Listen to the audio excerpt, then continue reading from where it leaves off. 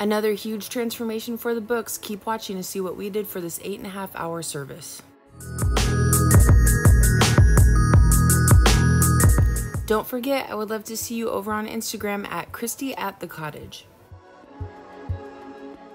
Okay, as you can see with quarantine, it's been quite a while, but here's my client with her natural level 8 grow out. Okay, so one of my favorite blondes is here. I know I always say I have a favorite blonde, but all my blondes are my favorite. So she has a natural level 8 hair, so her hair like bleaches so perfectly. Today we're gonna use the Schwarzkopf Blonde Me with 20 volume and Olaplex. We're gonna retouch her roots, freshen out her blonde, and then try to get a little bit lighter. I have the Paul Mitchell toner that I'm excited to use, so that is the service we're gonna be doing today. Okay, so I'm using the Schwarzkopf Blonde Me with 20 volume and Olaplex. Again, I water this down a little bit. I don't know if you've used it before, but I feel like it gets kind of thick, and maybe it's just because I also don't measure. I'm kind of guilty of that. So I feel like I need to water it down a little bit, but I have read a lot from other stylists that do feel like it swells a lot if it's in foil. So my little tip that I use with Schwarzkopf Blonde Me lightener is to just water it down a little bit, and it's literally the most perfect bleach that I've ever used before.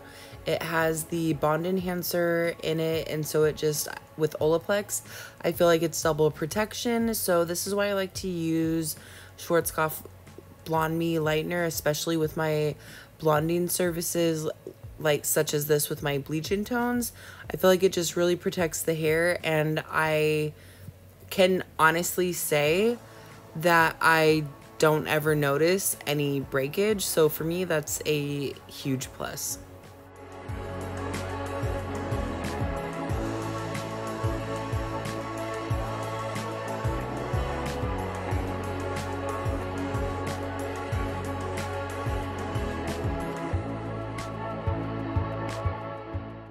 Okay, if my client looks familiar, then I want to say I have done a few other videos of her hair, and I will link them in the description below. I have to always give a disclaimer. Her hair turns out perfect. It lifts so nicely, and it's honestly not because of my good works, okay? Her hair, I swear, it just lifts like magic because it's so light naturally already that it just eliminates half the work for me. So a lot of times I get people messaging me and they have like level 3, level 4 hair, and they're like, oh my God, this is what I want. And I'm like, there is no way that you can achieve this look. It's just going to be super hard. So I have to say, going into the service, that it is very easy to accomplish this color on her hair because she's already naturally very, very light.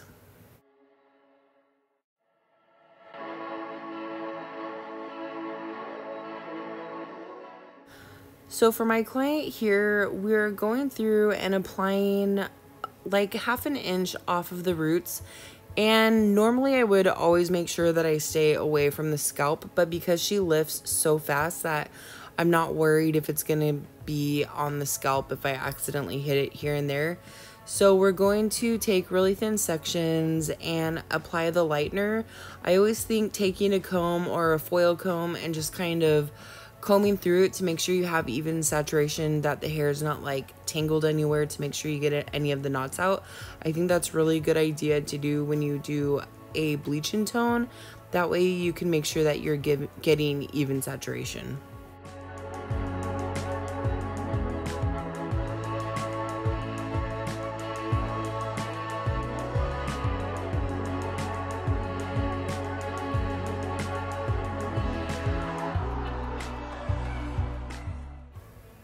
It's so crazy now that we're into summer and the salon is open back up. I'm doing so many bleaching tones. I think in the last 2 weeks that I've been working, in the first week I had 2 of these on my books, and then I had this one this week.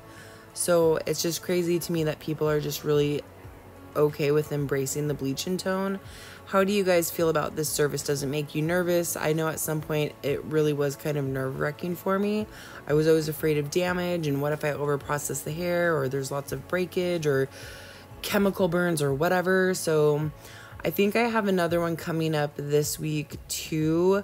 If you guys have any questions about it, leave it in the comment section below and I will be sure to address it for you guys in the next video that's coming up.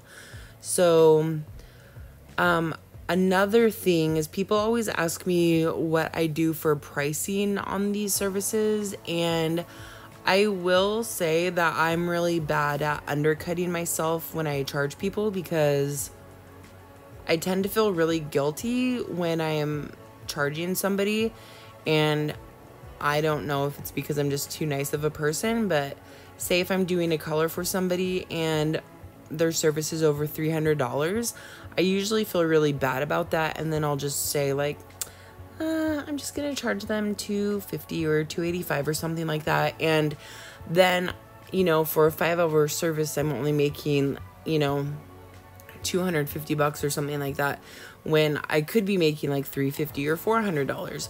So people ask me how I break down these prices, and I've kind of changed my pricing a little bit. I'm more charging by the hour and then kind of adding up my service and everything that I did and all the extra bowls of solution and all of that stuff, and then I will divide how many hours we worked by 75, or 75 by however many hours I worked, and see what my total comes up to. And that's what I like to use for my baseline to make sure that I'm not cheating myself out of money, or that I'm being fair to myself. So if these clients are like 8 hours or so at $75, then roughly that's around like $600 or so. So if you have a hard time with charging, I definitely recommend you try finding what the average is for your area. I've seen a lot of stylists after quarantine say that they're going to go by the hour, and 75 is the general rate. So I highly recommend looking around your area, seeing what the general hourly rate is for stylists, and go by that. Make sure that you're not cutting yourself short. Make sure you're charging what you're worth, especially if you're putting in a full day. I can't believe that there were days that I would do a full service like this and only charge somebody $200. Like, that just doesn't make sense. It's not fair to myself. Like, why am I breaking my back to make somebody feel better because I didn't charge them when they're fully capable and ready to pay for the service? So don't be like me. Make sure you're thinking about yourself and how much hard work you're doing. So definitely do the hourly rate, and then double check your work and charge against that, and make sure that you're being fair to yourself.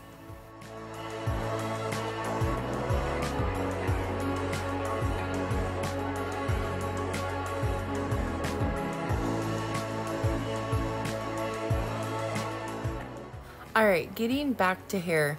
I don't know if you guys have tried using a board before, but let me tell you, I feel like this is the biggest lifesaver and biggest thing that I'm thankful for when it comes to doing bleach and tones, and honestly, even foiling sometimes. I feel like my hand starts to cramp up pretty bad if I'm like trying to stabilize the foil with my hand. So especially when I do a bleach and tone and I'm trying to really make sure that I'm saturating the roots pretty good, I feel like using a board helps so much. So if you guys haven't tried this, I highly recommend you finding a board. I think there's like a whole bunch of different kinds that are out there. There's some that are kind of curved on the end to kind of lay against the head a little bit nicer. So I've used one that's flat. I've used one that's small that kind of tapers towards the end. They all work fine. I'm sure you'll find a favorite though, but I definitely recommend trying to use a board if you haven't done it yet.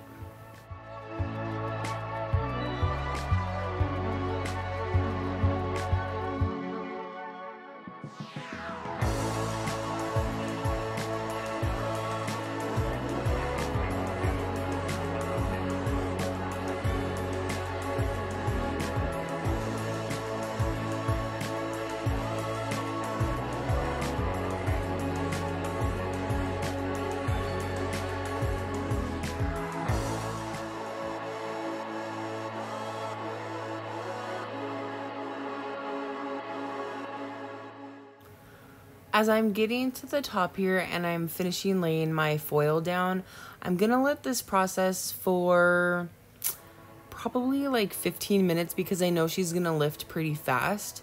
So one of the favorite things that I like doing here is adding the foil, because that's going to make sure that the lightener doesn't dry out and then it keeps processing nicely. And then the second thing that's great about this is that when it's time to go through and either make sure you're saturating the roots and reapplying so that you're not missing any holes in the hair, or you need to double check your work or anything, the foil kind of acts like a divider.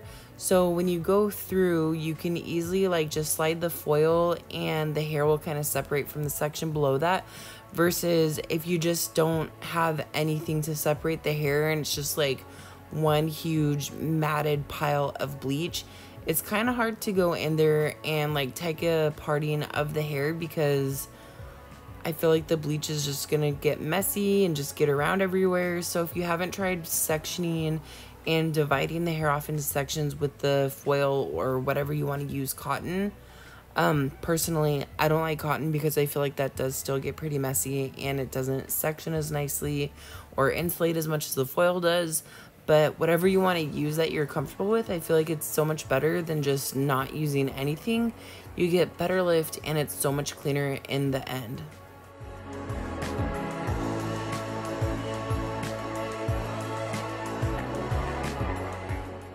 Okay, now that she's sat for a few minutes, I'm going through and I'm double checking my sections. I'm making sure that I'm getting her roots and that she's evenly saturated. I'm not using a fresh bowl of bleach right now just because I know that she is going to lift fast. I normally would probably go remix a whole new bowl, but because she's so light naturally and I don't want to compromise her ends, I'm just going to use what I've had because it's still going to work just as well. So we're going to go through and tap her roots and let that sit for probably a few minutes. And then immediately after that, we're going to work our way back up and pull through the ends.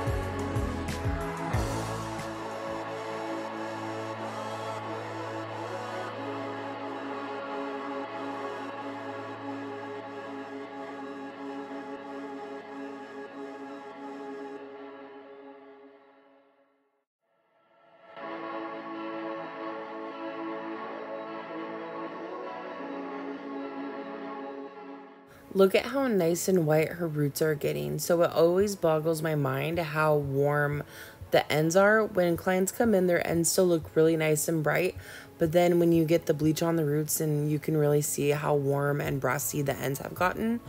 So one thing that I always tell my clients to try and prevent that from happening is make sure you're not using any heat on your hair. Like if it's a flat iron or a curling iron, make sure the temperature is below 350. And normally what I'll do for them when I'm styling their hair is I will turn the flat iron to like 330, and then I will slowly do a little section at 330, see if it's like burning out the color or burning the hair when I tap it. And if it's not, then I'll go up to 340 and then to 350 or whatever it is. And when I see that the flat iron is starting to burn the hair the second that I tap it, then that's when I know that we're getting too hot. So I always inform the client that, okay, right now I'm at 335 or 340, and I feel like this is the safest temperature to use on your hair. Anything over this is going to really brass your hair out or burn your hair and damage it or discolor it. So that's something that you should do for your clients, because what is the point in doing a whole service like this just for them to go home the next day, use a temperature at 400, and they're usually gonna burn the toner out of their hair and complain the next day because now their toner's gone when really it's just user error. So make sure you're informing your clients on what temperature they should use on their hair and what products would be best to use.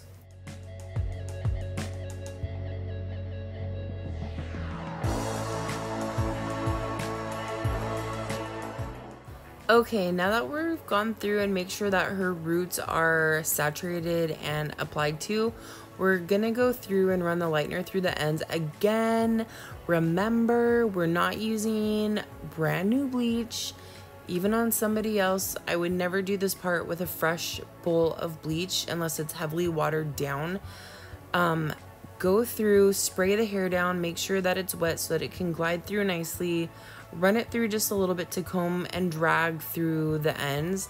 You don't need to do a whole bunch, just enough to if you see some areas that are a little bit brassy, just reapplying some of those spots and make sure that we're gonna lift through this area. It really doesn't have to sit for very long for it to turn quickly. So don't take too long, just take larger sections. It's okay, wet the hair down, take your comb and just drag the bleach down back through the ends, and you'll see after 5 minutes it just brightens right back up, and then you'll be ready to rinse.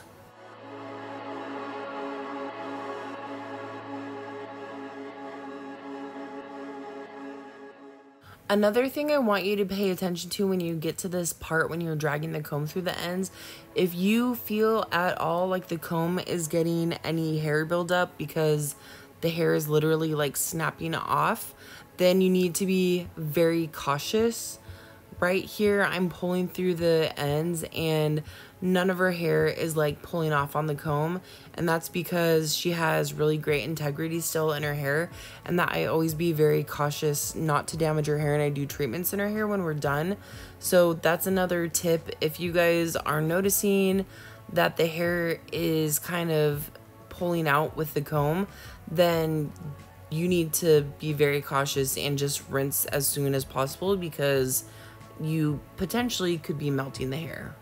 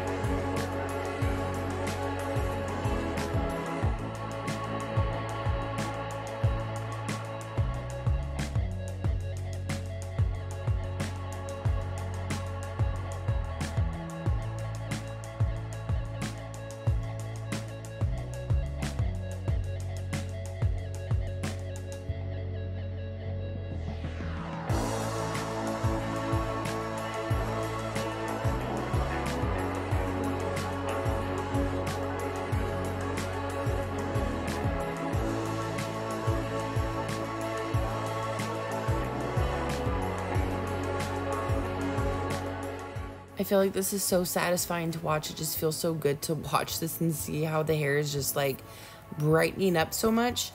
Another thing is to make sure that you have really thick saturation. One thing that you do not want to skimp out on is the bleach at this point at all in any part of the service. If you don't have it laid on super thick, then you're not going to get good lift. So make sure that you're overly saturating the hair with bleach. Okay, now she's washed out and she's sitting for a few minutes at the bowl with Fanola No Yellow shampoo to pre-tone, and then I'm going to do an Olaplex treatment and an acidic milk rinse. And this is just going to help condition her hair after the service and make sure that she tones really nicely without grabbing too much and overtoning to ashy or gray. My client is currently sitting at the shampoo bowl. We just got done rinsing her and we did She's sitting with the Olaplex treatment right now and an acidic milk rinse on her hair. And if you guys haven't used that before, that really helps bring the pH back to the hair where it's supposed to be. It helps like just soften the hair. It just makes the hair feel really good and healthy on top of the Olaplex. The Paul Mitchell 10 AA toner is a new toner that I haven't used on her yet. And I'm really excited because she really does like that super cool white blonde toner. So now we're going to mix with that and tone her hair.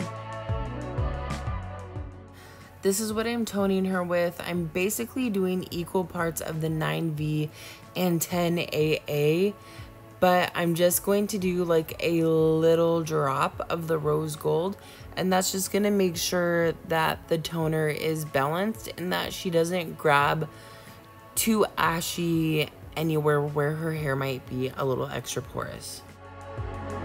This is usually the part when I rinse the hair out, when it looks scary and you're kind of freaked out that it's going to be really dark, then you know it's ready to rinse.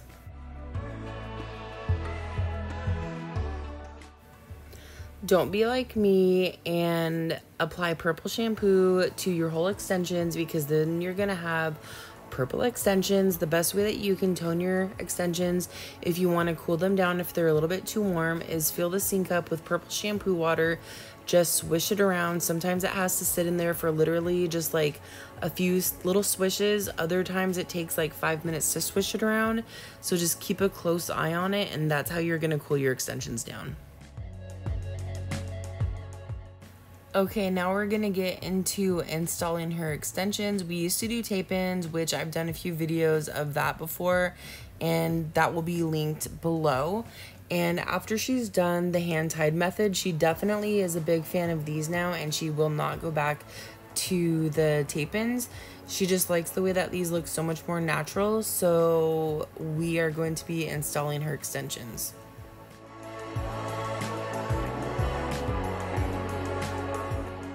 To start, make sure that you're doing 2 finger widths above the ear. That way as they grow out, they don't start growing out on top of the ear and hitting the ear. That would be pretty annoying. So make sure you're checking your sections and doing your fingers above the ear to make sure that you're giving enough room. And then do probably like 1 inch to 1.5 inches away from the temples. That way their natural hair falls on top of it, and if they pull their hair back, then you can't see it from the front either.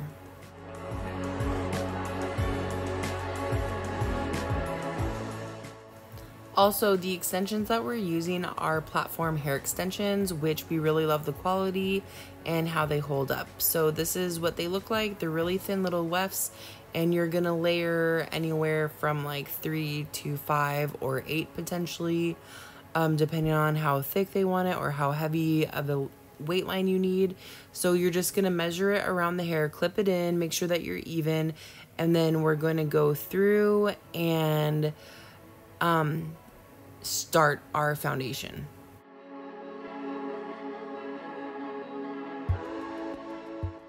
Initially, one of my good friends taught me how to do beaded wet rose, and I'm so grateful that she took the time out to show me all of this stuff, because I always love expanding my knowledge on this kind of stuff. So I'm thankful that she was able to teach me that. I've also kind of wanted to branch out a little bit more and further my education on different ways of applying the extensions and installing them. So I don't know if you guys follow Zach Mesquit. I believe he used to be like platinum, I don't know, platinum posse or whatever. Zach on Instagram has like a paid for education Instagram page, and I have subscribed to that. And so I'm trying a new technique that this is one of the ways that he shows how he does his wefts. And so I thought that this looked faster and easier than having the string. And one thing that he says is that it kind of has a little bit more stability than just the string. So I just wanted to try it out and give my client the option of trying this one too and seeing which one she prefers and then getting the feedback. So that's what we're going to be doing today. Pay attention to the beadwork. It's not going so that it's dropping down. We're doing it so that it's flowing the hair towards the back of the head. You want to make sure that you're tightening it up, but you're not pulling it so that the follicle starts looking like it's popping out of the hair or gonna pull out of the hair. You don't want to put that much pressure on. So we're just gonna lightly secure the bead and then incorporate half of the strand into the next section that we're gonna take, and so on and so forth. And that's gonna give us a nice even row all the way around the head, and then we are going to go on the other side and then connect it in the middle.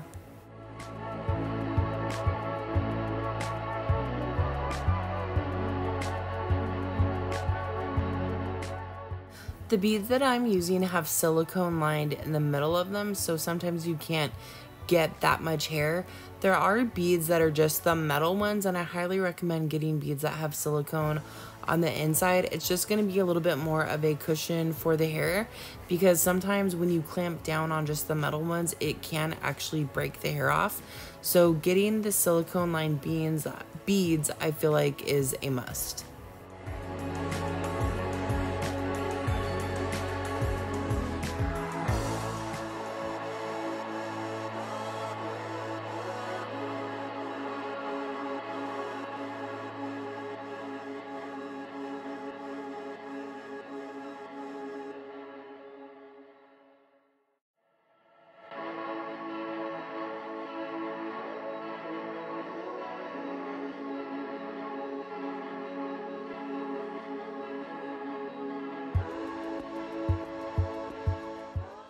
Okay, here's her first foundation, and this probably took roughly like 15 minutes to put in.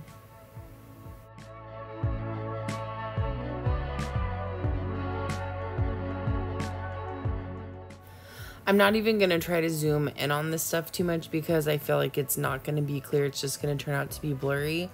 So we're going to go through and we're going to start stitching this into her hair. And at this point, I feel like it would be really worth it, even if you just do like a subscription to the same Platinum Posse on Instagram that I'm a part of.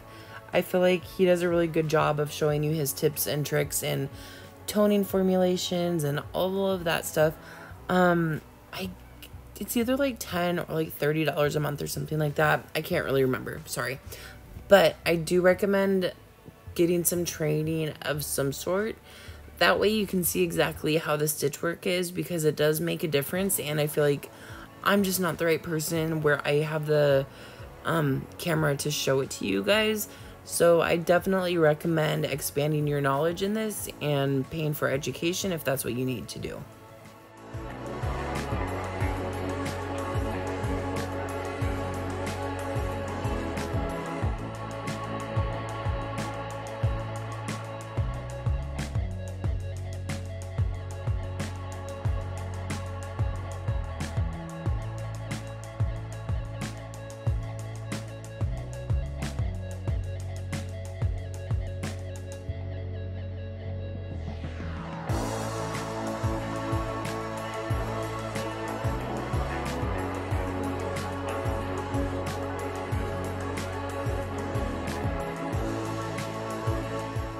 Oh yeah, I also want to be honest with you guys.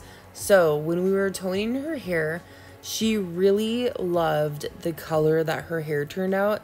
It was so super icy and white, but her extensions were just a little bit warm. So it took about an hour of swishing around the extensions, trying to tone, taking her back to the shampoo bowl and just running a clarifier through her hair for a few minutes just to get that overtone out. So sometimes it takes a little time to get the match just right, but you just have to do that extra work. It's okay. Take the time to make sure your color matches perfectly with the extensions, because you do not want to have your natural hair be discolored from the extensions. So take the time to make sure you're getting it right for your client. I promise you they will be happy in the end.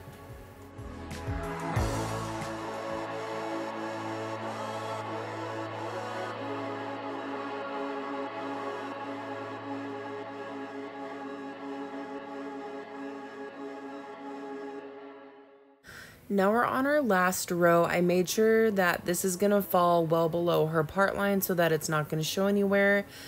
This is our third row that we're doing, and we are going to be doing a little bit more layering of the wefts in this row just to make sure that it blends out her natural hair and that it minimizes her natural hair as much as possible.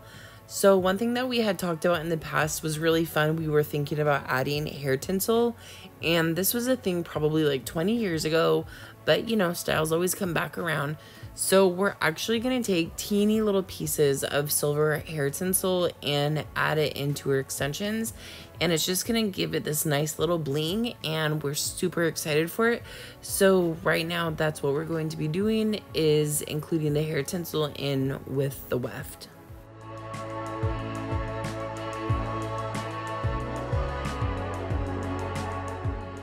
By the way, if you're wondering where I got the hair tinsel from, I ordered it off of Amazon. Just search up hair tinsel.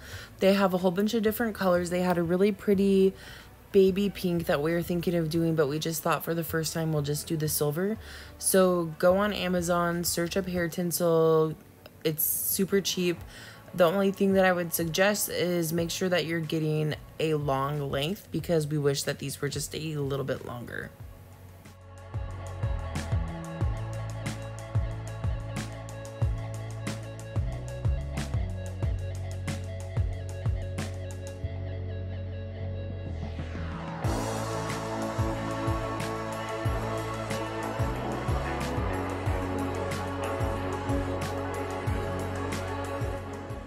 Okay, look at that hair. Isn't that fun? We just did a few little pieces here and there. We didn't want to overdo it. Less is more. But I think it's so neat and so pretty. I'm so glad that we added that extra touch.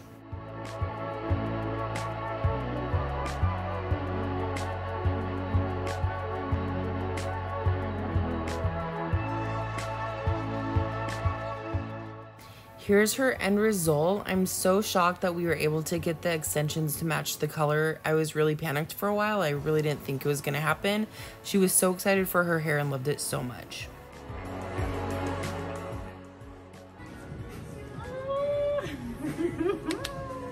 Yay!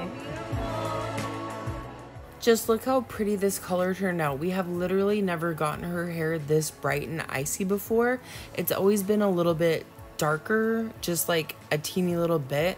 That 10AA is so amazing, and we love that hair tinsel. It turned out so pretty. Thank you guys so much for watching. If you have any questions, please leave it in the comment section below, and don't forget to like and subscribe.